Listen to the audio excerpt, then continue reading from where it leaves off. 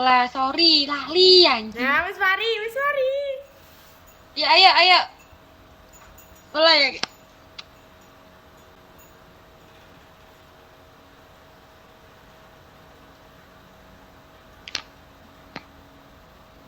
Muncul lah. Muncul. Sik. Siap.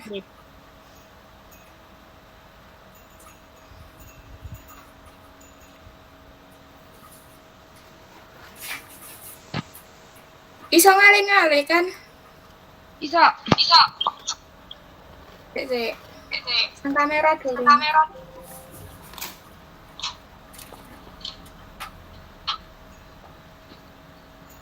Stop. Iku lo gede no. PPT-ne. Anjir, tukang bakso lengkret. Gak ada pengen anjir. Meta. Kalau ngono mat.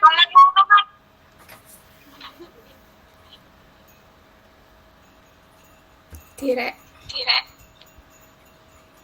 Kok hilang ya? Iya tak ilang. Tak jeda dah. Sik. Gak iso gak sih dijeda tapi. Suaranya kok gema ya? Awakmu double ya? Embo. Ya. Sik, ya apa? Laptopmu. Satu-nih PPT. Suara nih. Kamu nggak laptop nggak HP apa? Laptop. Tok.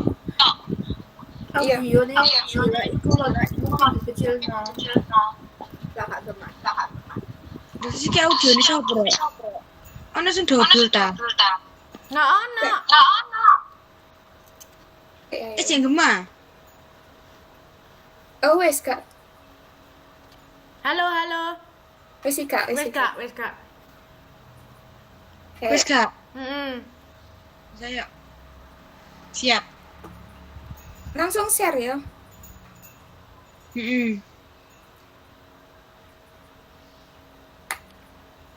Hitung izil.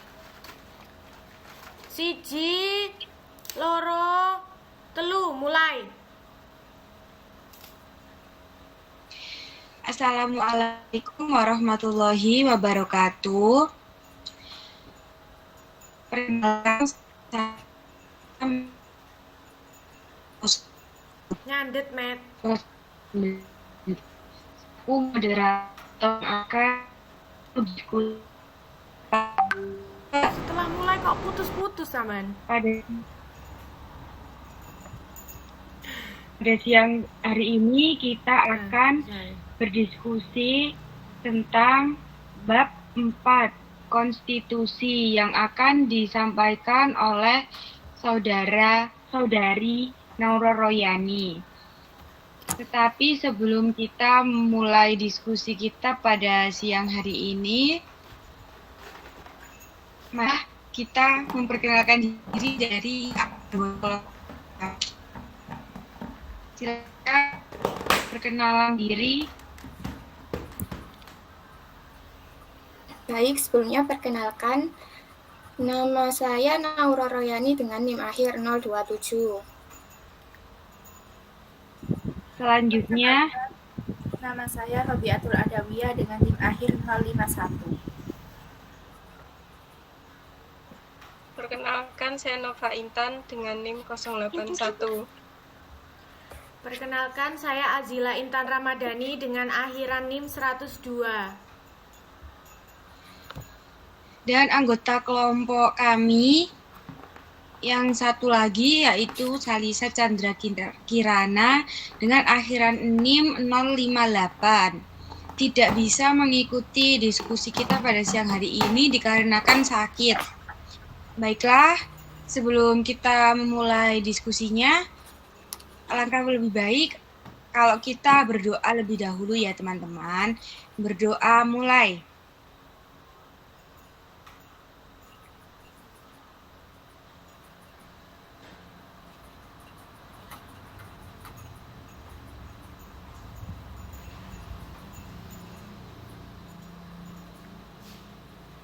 Berdoa selesai.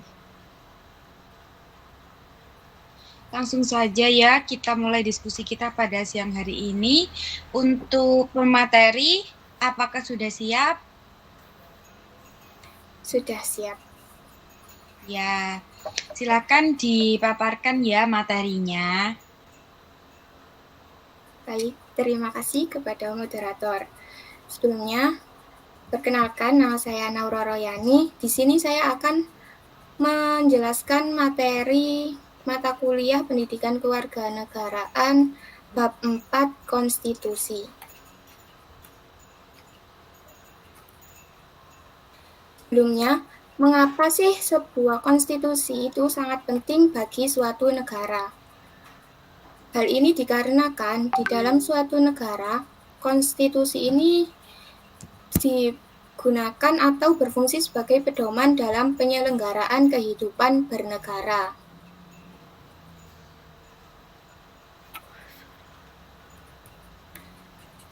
Untuk bab 4 ini kita akan membahas mengenai pengertian konstitusi, arti penting konstitusi dalam kehidupan bernegara, fungsi bagi kehidupan berbangsa dan bernegara, selanjutnya yaitu nilai-nilai konstitusi, sifat-sifat konstitusi, dan UUD NRI. Pengertian konstitusi. Konstitusi ini berasal dari bahasa Inggris, yaitu dari kata constitution, dan bahasa Belanda verfassung, yang berarti hukum dasar yang dibedakan dengan undang-undang dasar. Menurut Jimli As-Siddiqi, konstitusi adalah hukum dasar yang dijadikan pegangan dalam penyelenggaraan suatu negara. Hal ini dapat dikatakan bahwa sumber dasar itu ada yang tertulis dan ada yang tidak tertulis. Hukum dasar yang tertulis itu disebut UUD atau Undang-Undang Dasar, sedangkan konstitusi yang tidak tertulis disebut Konvensi Ketatanegaraan. Selanjutnya, arti penting konstitusi dalam kehidupan bernegara. Menurut A. Hamid S. At-Tamimi, konstitusi ini berfungsi sebagai pegangan dan pemberi batas sekaligus mengatur bagaimana kekuasaan negara itu harus dilaksanakan atau dijalankan. Hal demikian itu mengakibatkan bahwa negara menjadikan konstitusi sebagai pedoman atau sebagai landasan dalam setiap penyelenggaraan kehidupan bernegara. Menurut M.R. Djoko Sutomo sendiri, beliau melihat pentingnya dua aspek, yaitu dari aspek isi dan aspek bentuk, di mana dari aspek isi sendiri ini, konstitusi memuat dasar struktur yang berisikan fungsi, dan untuk aspek bentuk, menentukan lembaga yang berwenang untuk menyusun konstitusi, misalnya raja dengan rakyat, badan konstituante, lembaga diktator, dan lainnya. Fungsi konstitusi bagi kehidupan berbangsa dan bernegara. Yang pertama yaitu konstitusi berfungsi sebagai landasan konstitusionalisme. Maksudnya bahwa dalam penyelenggaraan kehidupan berbangsa dan bernegara itu selalu berlandaskan atau berdasarkan pada konstitusi. Tidak ada satupun penyelenggaraan kehidupan bernegara tanpa didasarkan pada konstitusi yang berlaku. Fungsi yang kedua yakni membatasi kekuasaan pemerintah agar tidak sewenang-wenang. Hal ini diharapkan bahwa pemerintah itu dapat melindungi hak-hak warga negaranya. Fungsi yang ketiga yakni sebagai kerangka dasar hukum bagi perubahan masyarakat. Di dalam suatu konstitusi, itu sudah diatur secara eksplisit, Kak, walaupun hanya pokok-pokok atau dasarnya terkait dengan bagaimana sistem, mang sing proses maupun mekanisme dalam pergantian kepemimpinan dalam suatu negara. Untuk fungsi yang keempat yaitu konstitusi berfungsi sebagai landasan penyelenggaraan negara menurut sistem yang dijunjung tinggi semua warga negaranya. Opo? Fungsi yang kelima yaitu konstitusi berfungsi untuk menjamin hak-hak asasi warga negara sebagai hak dasar yang dimiliki oleh setiap individu warga negara.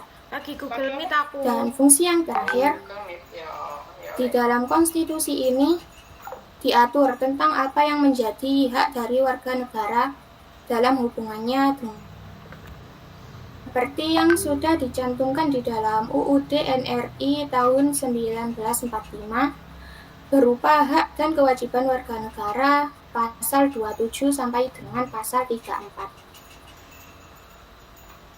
Selanjutnya yaitu nilai-nilai konstitusi. Yang pertama yaitu nilai normatif. Apabila suatu konstitusi telah resmi diterima oleh suatu bangsa, dan bagi mereka itu bukan saja berlaku dalam arti hukum, tetapi juga merupakan suatu kenyataan dalam. Dengan arti lain, konstitusi dalam nilai normatif ini dilaksanakan secara murni dan konsekuen. Nilai yang kedua yaitu nilai nominal. Nilai nominal ini berlaku apabila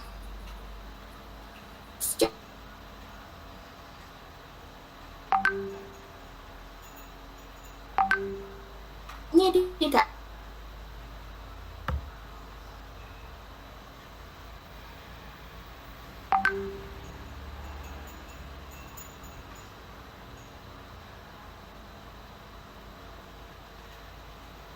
Nilai sematik ini berlaku apabila konstitusi secara hukum itu tetap berlaku, tetapi dalam kenyataannya konstitusi hanya sekedar untuk memberi bentuk dari tempat yang telah ada dan untuk melaksanakan kekuasaan politik. Konstitusi seperti ini secara hukum tetap berlaku, tapi dalam kenyataannya hanya dijalankan untuk kepentingan pihak penguasa saja. Contohnya yaitu UUD NRI tahun 1945 pada masa Orde Lama dan Orde Baru.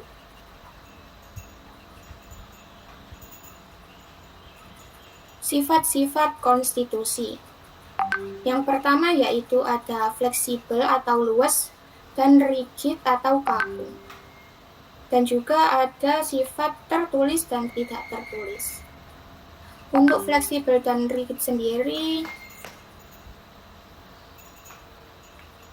untuk menentukan fleksibel atau rigid dalam konstitusi ini dapat dilihat dari cara mengubahnya. Apabila suatu konstitusi itu menetapkan cara yang demikian sulit untuk mengubahnya, maka konstitusi yang demikian itu disebut sebagai konstitusi yang rigid atau kaku. Sebaliknya, apabila cara yang ditetapkan untuk mengubah suatu konstitusi yang tadi itu dapat diubah dengan mudah, maka konstitusi itu disebut sebagai dengan konstitusi yang fleksibel atau luas. Juga dapat dilihat dari dapat tidaknya menyesuaikan diri dengan perkembangan masyarakat.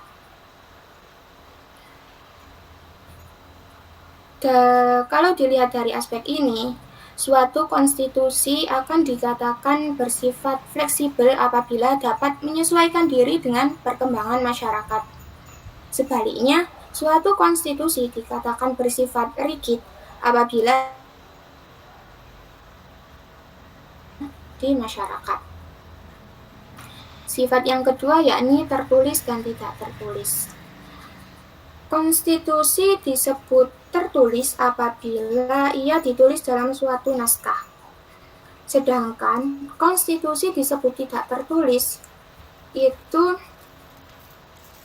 dinamakan sebagai konvensi atau undang-undang biasa karena ketentuan-ketentuan yang mengatur suatu pemerintahan tidak tertulis dalam suatu naskah tertentu.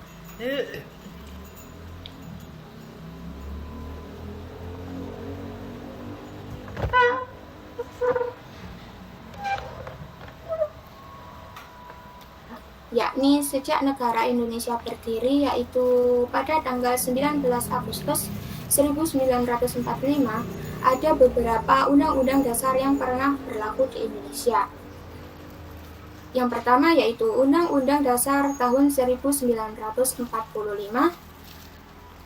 di mana undang-undang ini dirancang dan disusun oleh Badan Penyelidik Usaha Persiapan Kemerdekaan Indonesia atau BPUPKI, juga ditetapkan oleh PPKI.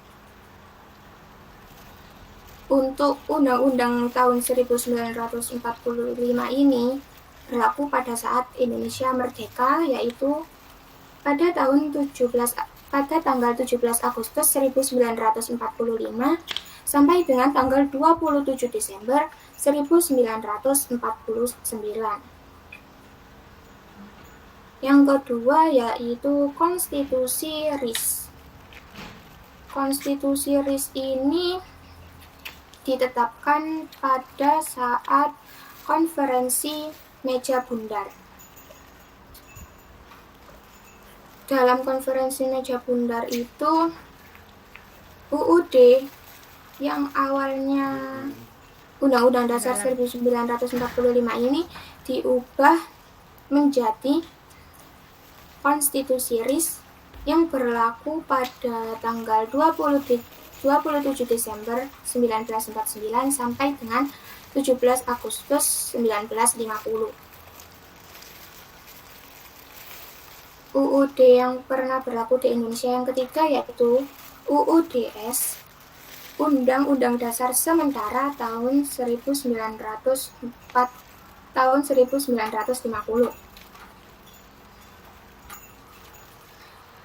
Undang-Undang Dasar Sementara ini juga seperti namanya, undang-undang ini berlaku sementara, bersifat sementara, karena lembaga konstituante itu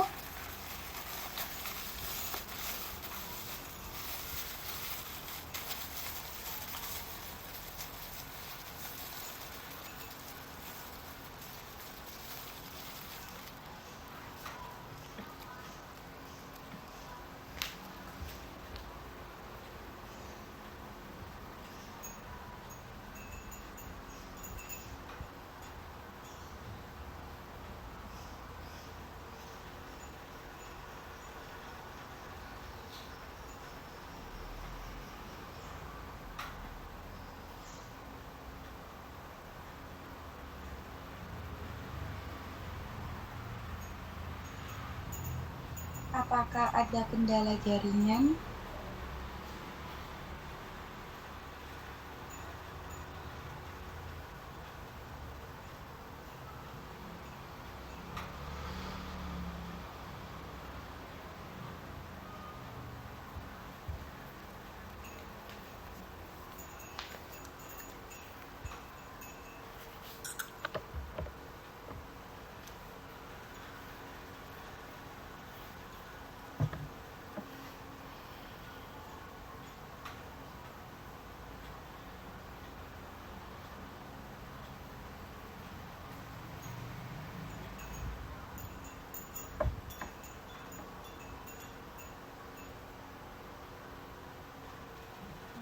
Maaf, ini ada kendala sinyal dari Naura Royani. Mungkin kita tunggu sebentar lagi. Apakah ada kendala sinyal? baik. Apakah suara saya sudah bisa didengar kembali? Sudah terdengar. Apakah tadi sudah dapat mendapat penjelasan dari undang-undang yang pernah berlaku di Indonesia? Sudah. Baik, akan saya lanjutkan di 4 aspek yang melatar belakangi MPR untuk mengubah UUD NRI.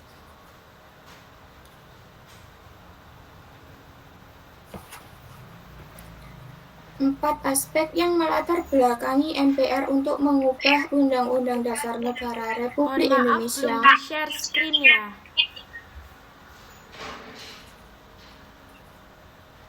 Share screen-nya mati. Maaf. Oh, sebentar. Iya.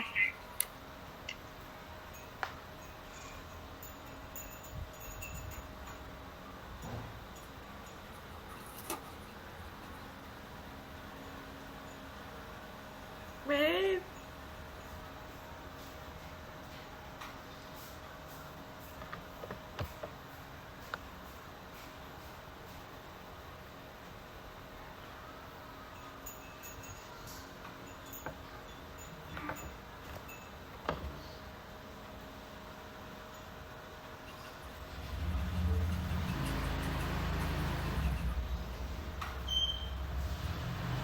Apakah sudah terlihat? Iya, sudah terlihat. Sudah terlihat. Baik, akan saya lanjutkan. 4 aspek yang melatar belakangi MPR untuk mengubah Undang-Undang Dasar Negara Republik Indonesia tahun 1945. Aspek yang pertama yakni aspek filosofis. Terdapat 2 alasan dalam aspek filosofis ini.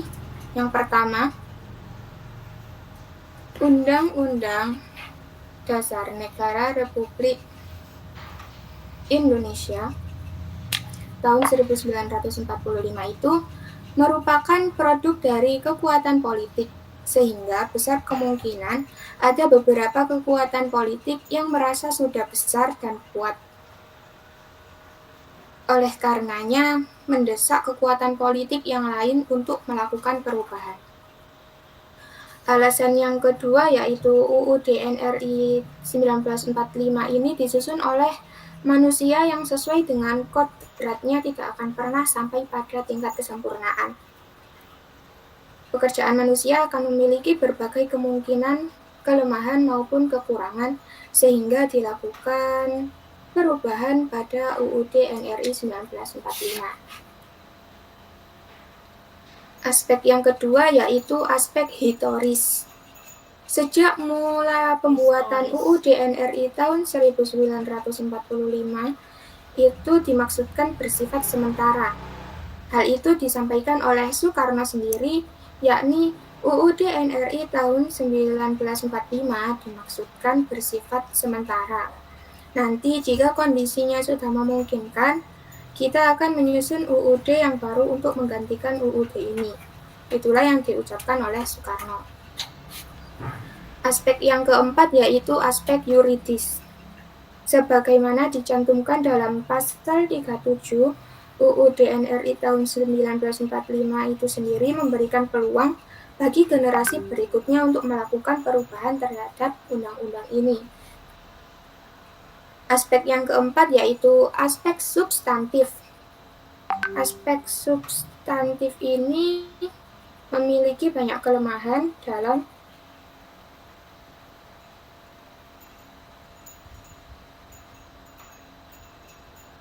mempunyai kelemahan. Beberapa kelemahan tersebut antara lain kekuasaan eksekutif terlalu besar. Yang kedua, rumusan pasal-pasalnya itu terlalu sederhana, umum, dan bahkan kurang jelas. Yang ketiga, unsur-unsur konstitusi tidak dielaborasi secara memadai. Yang keempat, terlalu memberi penekanan terhadap semangat penyelenggara negara. Yang kelima, UUD memberi kewenangan yang terlalu besar pada Presiden untuk mengatur berbagai hal penting dengan UU.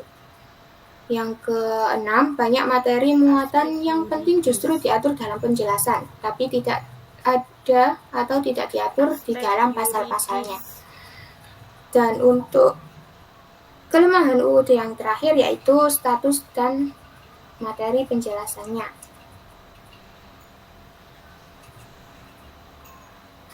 Di dalam melakukan perubahan atau amandemen Undang-Undang Dasar 1945, ada beberapa hal yang disepakati, yaitu tidak akan melakukan perubahan terhadap pembukaan dari Undang-Undang Dasar itu sendiri.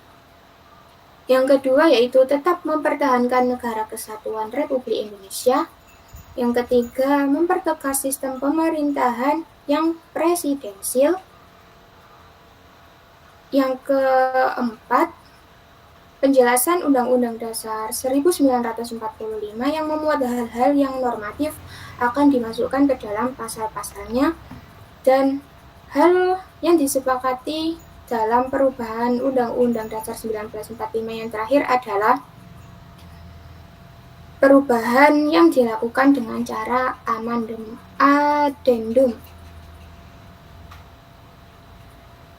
Untuk perkuliahan mandiri pada hari ini dapat ditarik kesimpulan, konstitusi diperlukan suatu negara untuk membatasi kesewenang-wenangan pemegang kekuasaan.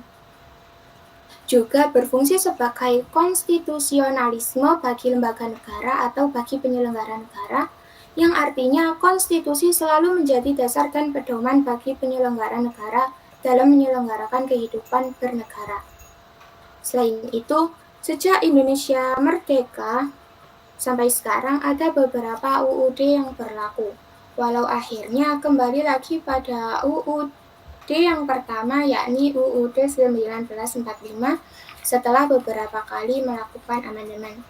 Hal ini dikarenakan aspek filosofis, historis, yuridis, dan substantif. Itu yang dapat saya sampaikan mengenai materi bab 4 konstitusi. Terima kasih. Terima kasih disampaikan kepada Nauro Royani yang telah menyampaikan materi dengan sangat jelas dan sangat bermanfaat bagi kita semuanya. Selanjutnya, apabila teman-teman sekalian ada sanggahan ataupun pertanyaan, bisa ditanyakan ya kepada Saudari Nauro Royani.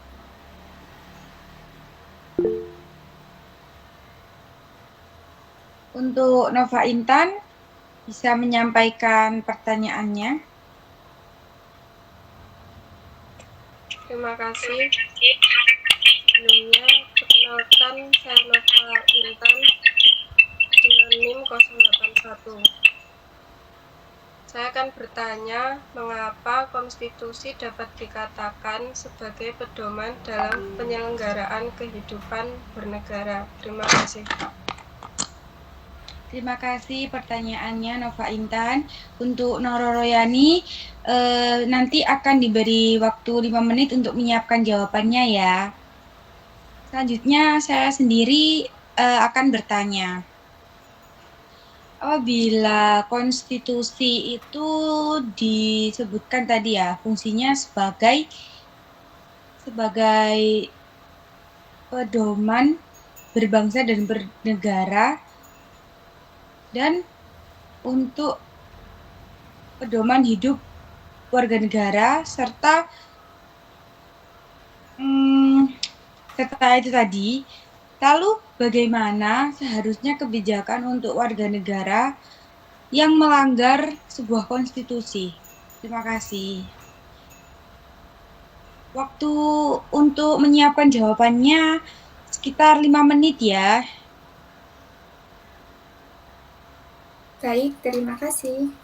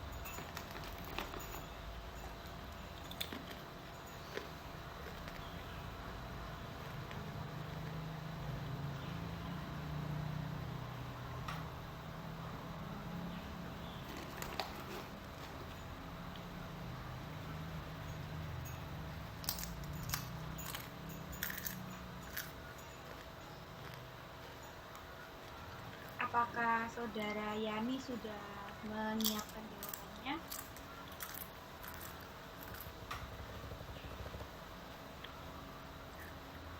Saudara Yani? Sudah, Mbak Moderator. Untuk pertanyaan yang pertama, silahkan bisa dijawab.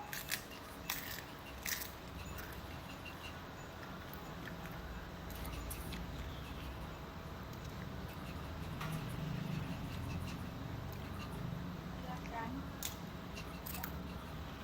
Baik, terima kasih. Izin menjawab pertanyaan pertama, yaitu mengapa konstitusi dapat dikatakan sebagai pedoman dalam penyelenggaraan kehidupan?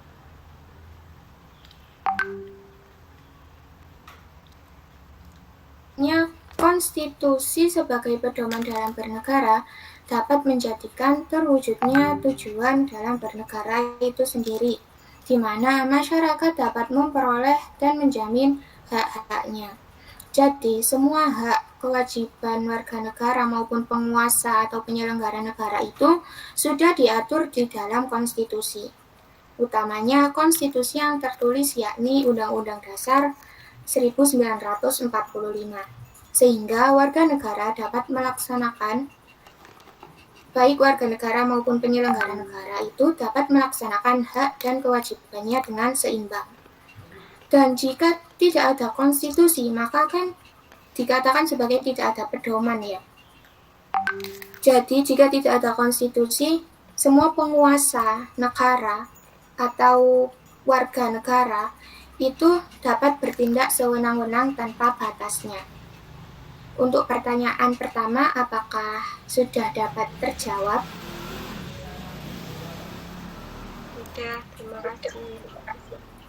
Baik. Selanjutnya untuk pertanyaan yang kedua, yakni dengan pertanyaan, jika konstitusi berfungsi sebagai pedoman hidup warga negara, lalu bagaimana seharusnya kebijakan untuk warga negara yang melanggar konstitusi? Untuk jawabannya yaitu, karena konstitusi yang berfungsi sebagai pedoman hidup warga negara, maka jika ada warga negara yang melanggar konstitusi, maka warga negara tersebut akan diberikan sanksi sesuai dengan apa yang ada atau apa yang tertulis di dalam konstitusi tanpa memandang derajat siapa yang melanggar. Karena penegakan konstitusi itu menjadi bagian dari penegakan hukum yang mana menjadi prasyarat untuk demokrasi dapat berjalan dengan baik. Untuk pertanyaan kedua, apakah sudah terjawab? Sudah terjawab. Baik, terima kasih.